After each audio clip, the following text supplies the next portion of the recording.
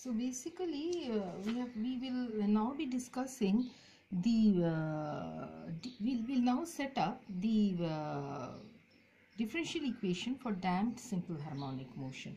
The differential equation for damped simple harmonic motion for small velocity. Why small velocity? Because if the retarding force or the velocity is large, then we cannot take this as proportional to the first power of dy dt. We'll have to take it proportional to the higher powers of dy dt. Therefore, well, as you understand, the decay of amplitude with time is called the damping, and those simple harmonic vibration with amplitude decreases with the passage of time is called damped simple harmonic vibration. So to set up the differential equation, we have the two forces which are acting on the vibrating particle. One is the restoring force given by y proportional to restoring force, which is proportional to y, and as you have already seen, it is equal to s minus of sy, and a retarding force which is proportional to dy dt. So just like the restoring force, we keep it as minus of r dy dt. Okay, so this r is called the damping constant. So now the differential equation that we set up takes the following form: m d2y dt square minus r dy dt minus sy is equal to this, isn't it? Like previously it was without this term. Previously it was without this term for simple harmonic motion. Now this is included. So the whole thing comes up in this manner, which has been actually put in this manner. We write r by 2m as 2k, where 2k is the force due to resistance of the medium per unit mass per unit velocity. Now a very important thing you need to understand, and that is the following, that for a damped harmonic motion you do not to start off with, we do not take a cosine sine function, neither do we take an exponentially I omega t function to the power I omega t, which is a cosine function. That means periodicity is not taken as a solution to start with. A simple solution, exponential solution like this is taken, which if differentiated once we get this, for second differentiation we get this. On substitution, this is what we obtain, which if we take a e to the power alpha t common, this is what we will be obtaining, so that alpha we get as this, which is ultimately equal to this. What is k? K is your damping constant, okay, and omega 0 is your natural frequency. Now therefore it comes with a plus and a minus. The displacement y, you can write it in this manner: a1 e to the power minus k plus this, plus a2 e to the power minus k minus this. So you see, ultimately y stands out as, you can see over here, y stands out as, y is equal to e to the power minus kt times this. So already a damping factor e to the power minus kt has come in, and now we'll have to study the solution case by case, because as we already told you, we did not take the solution as periodic. Okay, so if we study the solution case by case, when I say case by case, my case 1 would be k square, well, greater than omega 0 square. What will happen? When k square, the damping constant, is greater than the natural frequency of oscillation during SHM, that means you have lots of damping in your system. How will the system behave? First and foremost, mathematically we see that when this is the case, when k square is greater than omega 0 square, when this is the case, then these terms are all positive, isn't it? So these terms are all positive. Okay, we call this heavy damping. This case is the case of heavy damping. We call this the case of heavy damping. Okay, so for heavy damping, suppose say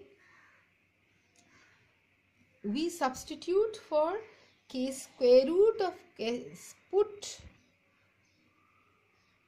for square root of k square minus omega 0 square as equal to p.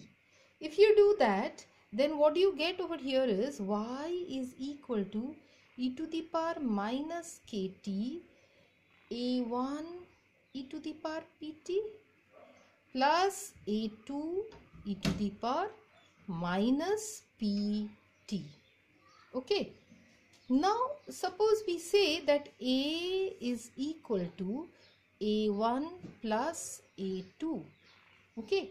And b is equal to b1 plus b2. If we make this substitution, then you can show that y is equal to, well, e to the power minus kt, okay, a plus b by 2 e to the power pt plus a minus b by 2 e to the power minus pt. Okay, and this, if you rearrange, what you will be getting is something like this: e to the power minus kt into a, e to the power pt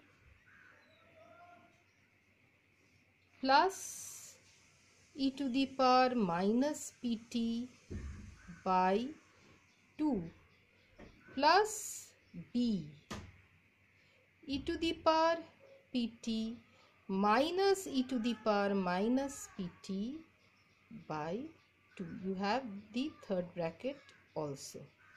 Okay, all right. So this is what you get. All right, now can you tell me what kind of a function is this and what kind of a function is this? If you just try to recollect from your school knowledge of trigonometry, what are the functions which we have written down just now? What are they? Well, y is equal to e to the power minus kt.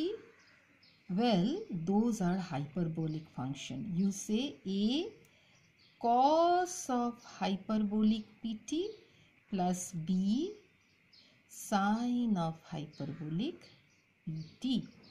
Okay, all right. So this is what you get. The displacement consists of two terms, both dying off exponentially to 0. See, the values of a and b depend upon the initial conditions. What are they? If y is equal to 0 at t equal to 0, then you can show that a is equal to 0. This term will be 0. This term will be 0. This term will be 0. This is equal to 0. So a is equal to 0. Okay. And therefore, y is equal to b e to the power minus kt sine of hyperbolic pt. Is that okay? All right. Therefore, you see, what is sine of hyperbolic pt? You can write y equal to b e to the power minus kt sine of, well, square root of k square minus omega 0 square t. Okay, so this function is not a periodic function. Sine hyperbolic, not sine. Sine hyperbolic. A hyperbolic function is not a periodic function of time. Such a function is called aperiodic. This is aperiodic or overdamped. This is aperiodic or overdamped motion. It is neither deadbeat nor oscillatory. It takes a very long time to come to equilibrium position. If you draw the graph, it is like this. Okay, so if this is your displacement y versus time, then, well, for the this term will, with time, this term will rise exponentially. reach a maximum, after which this damping term will take over. So asymptotically it will go to 0 like that. Okay, it will go to 0 asymptotically. Okay, so the variation of displacement for a highly damped simple harmonic oscillator is like this. The oscillator is disturbed by giving it a jerk at t equal to 0. The system will start moving. At this stage, the term e to the power minus kt is nearly equal to 1 because e to the power 0 is equal to 1. The displacement increases with time up to t equal to t0. So let that be t equal to t0. Okay, after which the system has maximum displacement. Thereafter, this term will dominate and it will decrease exponentially to 0. So this is an indication of overdamped motion. Okay.